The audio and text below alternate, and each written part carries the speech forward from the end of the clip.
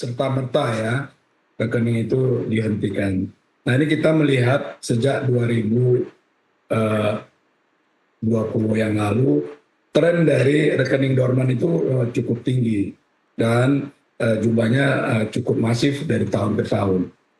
Di mana juga banyak masyarakat, saudara kita, nasabah yang dirugikan karena rekening dorman tadi yang tidak terpakai selama beberapa waktu itu digunakan sebagai rekening penampung tindak pidana seperti peredaran narkoba, ya, judi online, korupsi, dan lain-lain. Ini tanpa sepengetahuan nasabahnya ya Pak Natsir?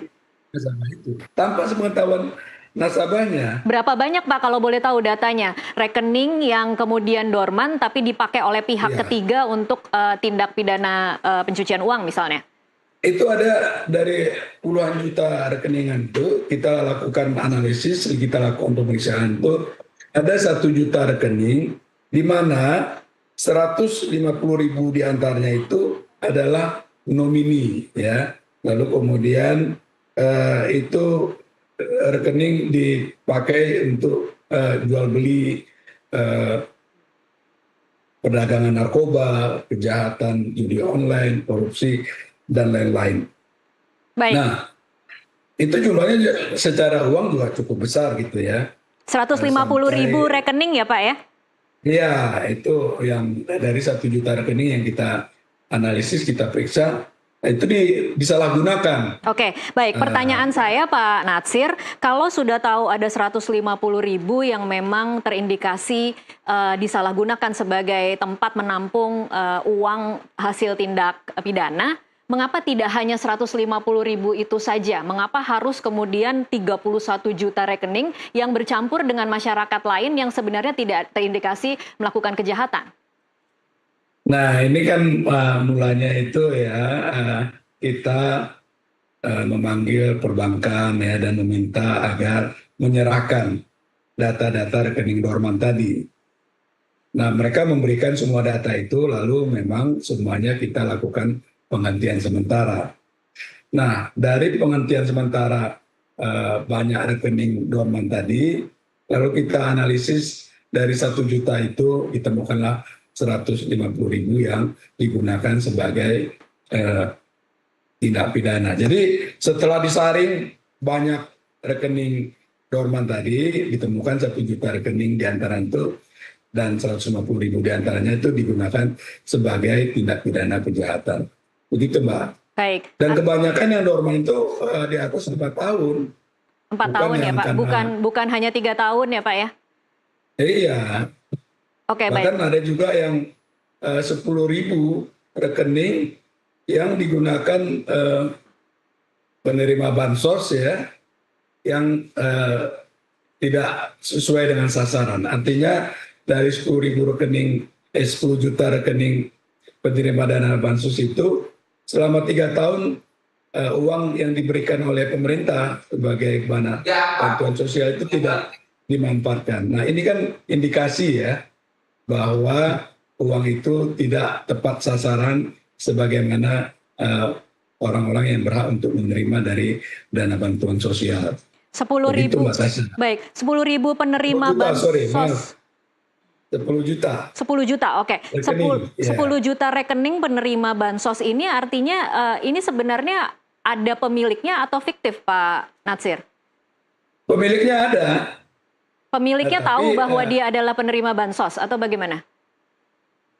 Nah itu dia, jadi karena memang di dalam hal pemberian bansos tadi itu tidak dilakukan due diligence secara baik, maka itu orang yang diberi itu banyak diantaranya itu yang tidak masuk dalam kategori yang seharusnya menerima seperti itu. Oke, baik. Ini sebenarnya. Tahu bagaimana? Tapi ada datanya ya Pak, ada nama-namanya, ada nomor rekeningnya. Namanya lengkap semua. Jadi ini sebenarnya bisa dialihkan ke KPK untuk dugaan korupsi juga dong ya Pak?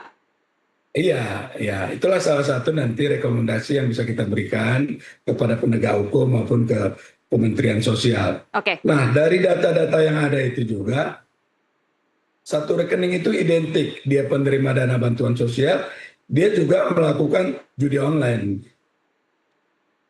Jadi dari banyak data ini kita banyak sekali menemukan ya, selain rekening itu digunakan untuk tindak kejahatan ya, digunakan juga informasi rekening penerima dana bansos yang tidak sesuai dengan ketentuan, dan banyak lagi informasi-informasi untuk perbaikan ya, selain melindungi kepentingan masyarakat, nasabah, saudara-saudara kita yang rekeningnya disalahgunakan oleh pelaku kejahatan. Oke. Begitu Mbak Tasya. Baik, saya bergeser dulu ke Mbak Niti dari YLKI. Mbak Niti, kalau dari YLKI sendiri, per hari ini Mbak Niti, apakah sudah menerima laporan dari konsumen yang mengeluhkan dengan adanya pemblokiran oleh PPATK?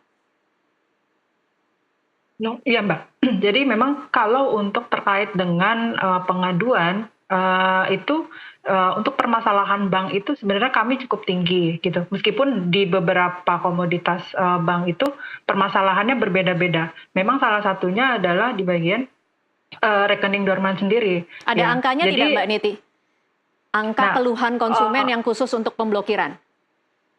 Nah, mungkin saya perlu cek kembali ya untuk data kembali, tapi untuk terkait dengan perbankan ini cukup tinggi. Memang salah satunya adalah jasa keuangan itu masih menjadi komoditas yang top one lah gitu, dibandingkan komoditas lainnya gitu. Nah, untuk beberapa hal juga mengeluhkan terkait dengan tidak bisa mengakses, karena memang karena ini banyak nasabah itu yang baru tahu ketika ingin melakukan transaksi gitu. Yeah. Jadi ketika ingin melakukan transaksi kok tiba-tiba tidak bisa. Nah, ini baru dilakukan pengaduan. Padahal ini yang sebenarnya yang menjadi pelanggaran adalah potensi pelanggaran hak konsumen adalah tidak ada transparansi informasi di awal. Anda menganggapnya PPATK belum cukup ya berarti sosialisasi untuk kebijakan ini? Nah iya, halnya seperti itu. Karena memang kenyataannya nasabah itu baru mengetahui ketika ingin melakukan transaksi gitu. Baik. Karena tadi Bapak sendiri pun bilang untuk pemblokiran itu tanpa pengetahuan konsumen. Karena kan sebenarnya kan konsumen ini general ya, tidak semua melakukan tindak pidana, meskipun sebagian itu ada yang berpotensi tindak pidana. Tapi bagaimana hak konsumen lainnya gitu kan? Karena kan dalam Undang-Undang Perlindungan Konsumen pun hak atas informasi yang benar dan jelas dan jujur itu sudah tertera pada Undang-Undang Perlindungan Konsumen. Dan sekiranya ketika ingin dilakukan pemblokiran atau penutupan itu, harusnya konsumen itu diberitahukan lebih dulu terkait dengan apa selanjutnya yang harus dilakukan oleh konsumen. Apakah konsumen bisa melakukan masa sanggah atau klarifikasi terlebih dahulu bagaimana penggunaan dari rekening tersebut gitu. Jadi konsumen juga bisa untuk melakukan antisipasi terhadap pemblokiran rekening tersebut. Mbak Niti, kalau kekhawatirannya ketika diberitahu lalu ditarik dananya bisa diterima tidak? Nah ini kan seharusnya kan ada klarifikasi ya. Klarifikasi itu kan antara konsumen dan juga pihak perbankan gitu. Jadi untuk adanya mediasi dan klarifikasi ini yang akan menjelaskan apakah nanti ada tindak pidana atau tidak gitu. Sebenarnya kan tindak pidana itu juga bisa tertera pada rekening koran yang ada di nasabah tersebut, dan juga ada kecurigaan-kecurigaan. Tapi bagaimana ketika akses masyarakat itu yang di desa ataupun yang terpencil, yang sekiranya memang mereka itu sengaja menabung dan sengaja untuk mengendapkan uang tersebut sebagai tabungan gitu. Jadi tidak digunakan sebagai transaksi hari-hari gitu. Baik. Nah ini kan memang ada beberapa konsumen seperti itu. Ya, baik. Pak Natsir mungkin bisa membantu menjawab soal bagaimana PPATK belum menyosialisasikan dengan baik sehingga banyak nasabah yang tidak tahu, dan kemudian juga soal seharusnya diberitahu dulu sebelum kemudian dilakukan pemblokiran. Jadi Mbak Tasya, justru kehadiran negara yang diwakili oleh PPATK ini adalah melindungi konsumen dari tindak pidana ya. Nah, saudara-saudara kita di sana itu ada banyak nelayan, petani, buruh yang rekeningnya dimanfaatkan untuk kejahatan. Dan ini kasusnya sudah banyak sekali, di mana mereka dirugikan ya dari segi nama baik, dari segi effort untuk misalnya di dalam hukum, pemilik rekening itu adalah yang bertanggung jawab atas transaksi di rekening yang ada. Nah, kebanyakan dari rekening dorman tadi itu, di mana dimiliki oleh saudara-saudara kita yang petani itu, disalahgunakan. Nah, ketika dia menjadi kasus hukum, yang dikejar itu adalah pemilik asli, pemilik sah dari rekening yang ada, yaitu dia, saudara-saudara kita petani yang nelayan tadi. Nah, itu effort dia untuk proses penyidikan dipanggil oleh penyidik itu kan memakan waktu dan memakan tenaga, memakan dana dan seterusnya. Ini yang kita lindungi, saudara-saudara kita ini jangan sampai dia rusak reputasinya dengan rekeningnya tadi digunakan oleh pelaku kejahatan. Nah, ketika rekening dorman tadi itu dihentikan sementara, bank memberikan notifikasi. Di sini juga menguntungkan, artinya memberitahu ya, banyak dari suami, banyak dari istri meninggal dan dia punya rekening bank.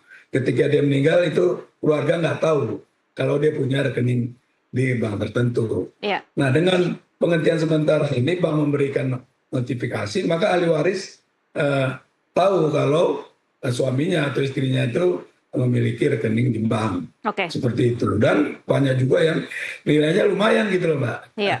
Oke, baik Pak Natsir, kalau kemudian pertanyaan selanjutnya adalah bagaimana PPATK menentukan bahwa satu rekening itu terindikasi ada aktivitas yang mencurigakan?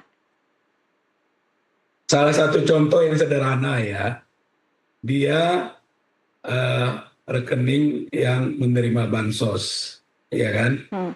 Nah, itu akan terjadi anomali di dalam transaksinya. Biasa misalnya kalau diberikan awal bulan ya, itu di minggu-minggu pertama itu terjadi top up antara 10 sampai 50 ribu untuk bermain judi online. Nah, itu salah satu anomali-anomali dari rekening itu digunakan untuk, dan yang lainnya misalnya profil dari sebuah pemilik rekening itu adalah nelayan atau petani, di mana rata-rata misalnya penghasilannya per bulan itu 2 sampai 3 juta. Tapi suatu ketika itu sering sekali terjadi di transaksinya itu sampai ratusan bahkan miliaran. Nah, ini ada indikasi di luar dari profil nasabah. Begitu Mbak Daza. Jadi setiap kali ada sesuatu yang anomali, dia akan dibekukan berarti ya Pak Natsir? Ya, harus kita lihat juga anomali itu. Ternyata uang ratusan sampai miliaran itu dialiri oleh orang-orang terindikasi pedagang narkoba. Nah, maka itu rekeningnya kita hentikan sementara untuk tindak lanjut yang kemudian hasil analisis, hasil pemeriksaannya disampaikan kepada penyidik. Begitu Mbak Tasya. Baik, Pak Natsir, yang juga jadi pertanyaan publik, ketika melakukan pemblokiran dana, ini dananya diapakan Pak Natsir? Apakah ini ada di mana? Ya. Berada di tangan 100% PPATK kah aman. atau berada di tangan bank? Karena memang ini menjadi pertanyaan, jangan-jangan uang nasabah yang sekian puluh atau sekian miliar itu kemudian diputar lagi oleh pemerintah. Ada kecurigaan seperti itu Pak Natsir? Iya, aman 100%. Tidak berkurang 1 sen pun. Berarti ada di bank ya Pak Natsir? Ada di bank ya. Dan proses pembukaan penghentian sementara itu juga tidak sulit ya. Tinggal mengisi form, pastikan diisi secara bagus dan terkirim. Kemudian itu langsung diproses dan memang tidak satu persatu dibuka ya. Memang ada kurun tidak lama gitu. Sepanjang tadi form itu diisi secara benar dan terkirim ya, pastikan terkirim. Ada alamat dan lainnya bisa diakses di websitenya PPATK, www.go.id. Pak, ini ada satu cerita yang kemudian beredar di media mainstream online ya Pak ya. Ada keluhan nasabah yang kemudian rekeningnya terblokir, mencoba mengadukan ini melalui email, WhatsApp, call center, tidak ada jawaban dari PPATK, tetapi kemudian dia harus menunggu lama, kemudian mengontak bank, akhirnya dari bank juga butuh waktu 3 minggu. Ada kekhawatiran kalau memang dana ini dibutuhkan cepat oleh konsumen, kalau harus menunggu 3 minggu, bukankah itu menyedihkan ya Pak untuk konsumen yang membutuhkan dana cepat misalnya untuk orang sakit gitu? Ya, kondisi itu tidak terinikan ya, ya di lapangan ya mungkin terjadi seperti itu. Tetapi dengan rendah hati kami memohon ya untuk kita bersama-sama lah berkolaborasi di dalam melindungi rekening kita itu agar terhindar dari kegiatan kejahatan. Bahwa ekses-ekses yang seperti itu terjadi itu tidak dipungkiri.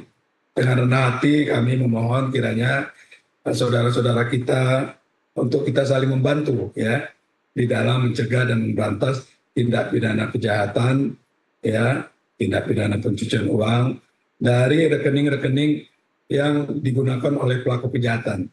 Rekening dorman yang tidak aktif tadi digunakan oleh pelaku kejahatan sebagai tindak pidana. Baik. Begitu Mbak Tasya. Baik, saya kembali lagi ke Mbak Niti. Mbak Niti ini kan seolah-olah mengirimkan pesan bahwa uang konsumen tidak aman di bank. Bagaimana komentar Anda? Oh iya, maaf sebelumnya saya jawab sebelumnya, pertanyaan sebelumnya terkait dengan pengaduan itu, YLKI menerima tahun 2024 itu terkait dengan bank itu sekitar 33%. Sedangkan untuk yang case-nya terkait dengan pemblokiran atau pembekuan akun itu ada sekitar 2%. Itu di tahun 2024, tapi mungkin tahun 2025 kami belum mengakumulasikan pengaduan tersebut. Baik. Ya, ini untuk terkait dengan keamanan, nah ini yang perlu harus dijamin oleh PPATK dan juga perbankan. Karena dalam prosedur teknisnya, hak atas informasi tersebut juga harus disertakan dan juga hak atas keamanan dari masyarakat untuk melakukan nabung dan uang masyarakat yang dibekukan tersebut harus dijamin keamanannya. Dan juga ketika memang mau mengaktifkan kembali, tidak ada yang namanya mempersulit gitu ya. Jadi bagaimana ini hak konsumen yang tidak bersalah gitu. Jangan oke lah sekiranya dari pemerintah itu ada mitigasi untuk adanya pencegahan tindak pidana. Tapi bagaimana dengan konsumen lainnya yang sekiranya tidak bersalah? Justru ini mempersulit konsumen ketika memang ingin mengaktifkan atau melakukan klarifikasi, justru malah mempersulit, bahkan call center-nya sulit dihubungi, lalu jawabannya perlu membutuhkan waktu beberapa minggu. Nah ini kan sedangkan bisa saja konsumen itu membutuhkan dana itu yang ada di rekening dan juga tidak ada uang cash lagi kan, apalagi jika itu di daerah ataupun mungkin yang aksesnya sulit. Nah ini bagaimana permasalahannya? Jadi mungkin kami berharap juga dari PPATK juga melihat lingkup dari masyarakat itu secara luas gitu. Oke, mereka melakukan mitigasi, tapi memang pada dasarnya bagaimana teknisnya supaya konsumen itu juga tidak dirugikan dan tidak disulitkan adanya pemblokiran ini gitu. Karena dari persentase yang bersalah dan yang tidak bersalah kan lebih banyak yang tidak bersalah gitu kan. Jadi ini juga ada hak konsumen yang tidak bersalah yang dilanggar pada teknis prosedur pemblokiran akun tersebut gitu. Oke, kalau menurut Mbak Niti seharusnya dari PPATK bagaimana mekanisme agar kemudian memang rekening-rekening nasabah yang tidak aktif tidak digunakan untuk tindak pidana pencucian uang atau tindak pidana kejahatan lainnya, tetapi tidak mencederai para pemilik rekening yang memang menabung dengan metode memang jangka panjang diendapkan dan tidak ada transaksi apa-apa. Ya, yang pertama ini tentu harus ada yang namanya krisis center atau hotline yang sekiranya mudah untuk dijangkau oleh masyarakat. Dan juga ini perlu ada standarnya bagaimana mereka dalam jangka waktu secepat mungkin bisa menjawab pertanyaan dari konsumen dan melakukan tindak lanjut membuka kembali rekening konsumen tersebut. Nah, jadi ketika memang konsumen itu tidak bersalah, ada masa sanggah mereka untuk klarifikasi dan untuk membuktikan bahwa mereka tidak bersalah, dan juga ketika mereka ingin melakukan transaksi untuk membuka rekening kembali, konsumen itu tidak dipersulit kembali, tidak dipersulit. Jadi ada hal-hal yang sekiranya secara teknis ini perlu diperbaiki juga di lapangan gitu. Karena jangan melihat semuanya itu ada di kota. Coba kita lihat yang di desa atau daerah yang lain yang sekiranya banknya itu jauh ataupun akses untuk informasi hotline-nya itu juga tidak terjangkau, dan bagaimana prosedur mereka untuk membuka rekening tersebut pun juga harus diinformasikan. Baik. Baik, ini mudah-mudahan juga dicatat Pak Natsir ya, evaluasi perbaikan untuk sistem buka blokir dan juga hotline nanti mungkin bisa dicatat Pak Natsir. Tapi kita jeda dulu Pak Natsir dan Mbak Niti. Ya, terima kasih masukannya Bu Niti. Baik, kita akan jeda dulu sejenak, masih akan kita lanjutkan di segmen selanjutnya. Pemirsa tetaplah bersama kami.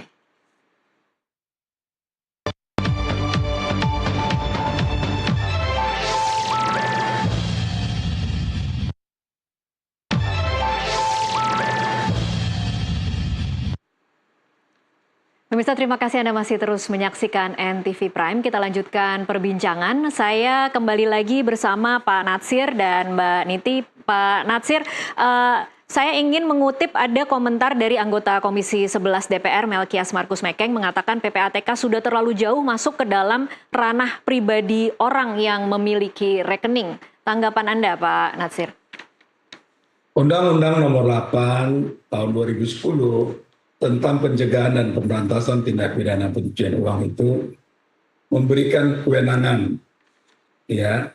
Jadi PPATK itu punya ya Pak kewenangan untuk memblokir. Iya, dan itu diatur oleh undang-undang untuk melakukan penghentian sementara dalam waktu 5 hari plus 15 hari. Jadi total 20 hari kerja. Oke. Dan itu juga ya. Baik. Begitu Mbak Tasya. Jadi dasarnya kita ada, bukan mengada-ngada begitu. Oke, Pak Natsir kembali lagi mungkin ke bagian awal lagi, mungkin bagi para pemirsa yang baru bergabung, baru menyaksikan kita saat ini, bisa dijelaskan Pak kriteria rekening seperti apa yang diblokir supaya kemudian jelas, karena saat ini kan kita cuma menduga-duga kalau rekeningnya tidak aktif 3 tahun kemudian langsung diblokir. Apakah ada jumlah minimum rekening itu diblokir? Yang intinya dalam rekening dorman itu tidak aktif dalam beberapa waktu. Beberapa waktu itu berapa lamanya itu masing-masing bank berbeda. Oh, baik. Ada yang 6 bulan tidak aktif, dia dinyatakan dorman. Ada yang 12 bulan. Dan data-data rekening dorman itu kami peroleh dari perbankan. Nah, setelah data itu diperoleh, lalu kami bekukan sementara untuk bank juga memiliki waktu dan melakukan interaksi sebagaimana kewajiban bank ya dalam melakukan prinsip mengenal pengguna jasanya atau kenal customer. Nah, tapi prinsip daripada penghentian sementara ini adalah untuk melindungi hak-hak dari nasabah agar rekeningnya tidak disalahgunakan oleh pelaku kejahatan. Oke. Maka dari itu negara hadir untuk melindungi masyarakat dalam hal ini nasabah perbankan agar tidak disalahgunakan rekeningnya untuk kejahatan. Di mana faktanya banyak sekali gitu loh. Baik, tapi Pak Natsir memang ini saya harus menyebutkan karena perbincangan di media sosial ini wacananya sangat kemudian menjadi liar dan perbincangan masyarakat adalah negara sedang merampok uang warga negaranya sendiri. Apa jawaban Anda? Justru sebaliknya, melindungi. Ya ada mungkin ekses-ekses yang perlu diperbaiki dari keadaan yang ada ya. Tapi kan kita harus lihat besarannya, lihat nawaitunya, niatnya begitu. Oke, dijamin aman tapi ya Pak Natsir? Ya, 100% uangnya tidak hilang. Bisa kembali ya kalau terblokir, kalau tidak terindikasi perbuatan melawan hukum begitu ya? Iya benar Mbak Tasya. Baik, saya ke Mbak Niti. Mbak Niti mungkin ada cerita dari laporan-laporan yang masuk ke YLKI terkait pemblokiran ini? Iya, memang dari kasus pemblokiran ini kan yang diterima oleh YLKI bukan hanya bank konvensional saja, tapi bank digital pun juga ada yang diblokir dari konsumen yang mengadu. Memang beberapa case itu juga pengaduan yang contohnya di salah satu bank konvensional itu ya, ketika memang konsumen itu sudah mengetahui adanya pemblokiran dan ingin melakukan masa sanggah dan klarifikasi untuk pembukaan kembali, mereka sudah menghubungi pihak bank, namun dalam beberapa hari itu 3 hari dan lebih itu tidak ada jawaban. Jadi bank pun tidak responsif ya Mbak Niti? Iya gitu. Bahkan di case-nya bank digital pun juga memang ketika memang konsumen itu tahu ketika ingin melakukan transaksi. ternyata ada pemblokiran. Nah, karena sudah menghubungi dari pihak pelaku usaha perbankannya, tapi tidak menemukan jalan keluar, maka mereka melakukan pengaduan kepada YLKI. Justru malah mereka tuh bertanya-tanya kenapa rekening mereka itu diblokir, karena mereka tidak merasa ada indikasi tindak pidana. Dan ketika diblokir itu, Mbak Niti, mohon maaf saya potong. Ketika diblokir itu ada keterangan bahwa diblokir oleh PPATK karena terindikasi atau dicurigai ada tindak pidana.